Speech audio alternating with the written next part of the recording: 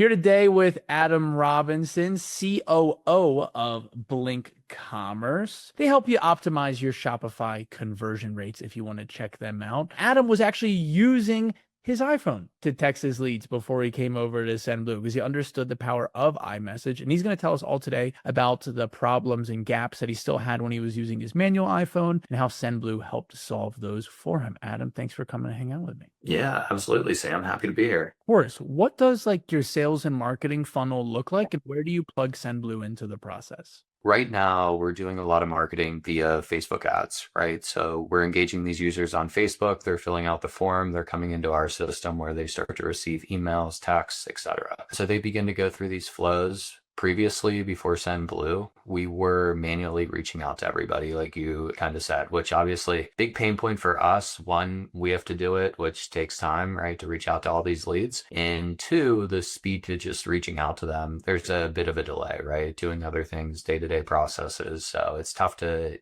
get on them as soon as they reach out, especially on the weekends. You might be out doing something, right? So it's tough to get to the leads as quickly as we would have liked to. So that's where we mainly see the biggest benefit of Sendblue outside of, coming from an iMessage, which the only other way to do that is to manually do it. So that's been a big component and why we're really liking it so far. Very good. What did you learn about the difference between like iMessage copywriting and SMS copywriting when you came to work with the Sendblue team? Just texting like a human would, right? So it's really cool that you guys don't charge based on volume, right? You do it based on the amount of new outreach. So SMS would be based on, right, volume. So every message, boom, 3 cents, 3 cents, 3 cents, that adds up pretty quickly. So you're able to actually text like a human, right? And send out multiple texts. So you can say hi, then respond with a question, respond with something else. So not necessarily text blast them, but you can make their phone vibrate a couple times, which gets them to pick it up. So make it vibrate a couple of times. I like that. And if you do anything, it looks like you guys say like, hey, Amanda. So if you, I don't know if it's actually Amanda, or maybe you just... Yeah. Amanda's part of our sales team.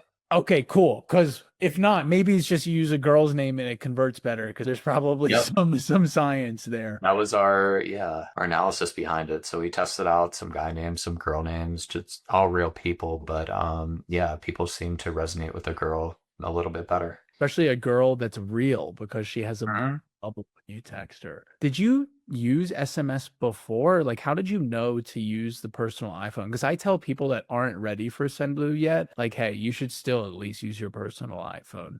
It's going to be way better than your SMS message. Even if your SMS message gets like automated and hits them 7 minutes after they opt in all the time, Blue Bubble will still crush it. Yeah, absolutely. I mean, think about it, right? You get spam texts all the time coming in green bubble. You probably don't even make it through like the first couple words whenever you start to receive those. So I personally work with a lot of e-commerce companies too, and that's still mainly like SMS, MMS based. So it's still coming through green bubbled. So I think there is a big opportunity there as well, especially like for you guys specifically. For the e-commerce brands you work with, any of them like really high AOV brands? Highest price point would probably be a little over $1,000. So I work with a cool tequila company. Yeah, they sell super expensive tequila. They do SMS a lot. It's a pretty high driven channel for them, but yeah, still come across green, but it is a little bit different for the brand play. I don't know if it's moved over directly, you know what I mean, moving that direction just yet, but I think that would be something at least cool to test. Yeah,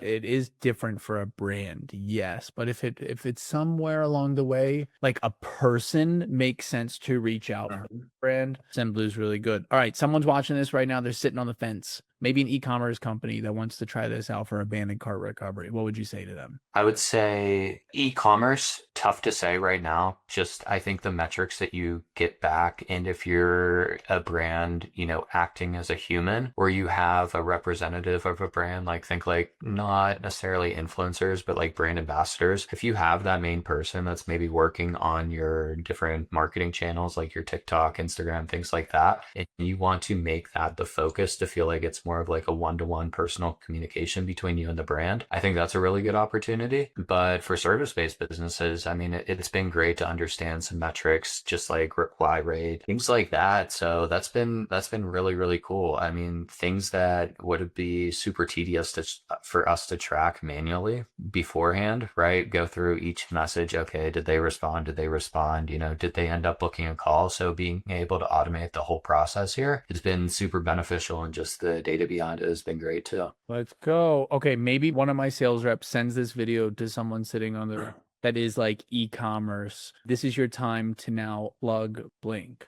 Yeah, so Blink Commerce, right? We're a headless solution for your Shopify store. What that ends up doing is taking the front end. So, like, think about your theme where you're stuck with all these different components, right? And you try to mix and match them, or maybe you go to a developer to have some of these more like custom functionality built into it. We take the front end of your Shopify store, redesign it with a conversion optimized aspect to it, just that first and foremost. And what that ends up doing is it helps us speed up your site speed. It increases your AOV, optimizes your conversion rate, and decreases your bounce rate. So all these benefits really built into the core functionality of the theme that Shopify kind of limits you on, that Blink really opens up the opportunity for scaling brands too. Cool. You guys watching this, you want to scale your brand with Blue Bubbles? Talk with us at Sendblue. You want to scale your brand with Shopify? Talk with Adam at Blink Commerce. Adam, thanks for hanging out with me, and thanks.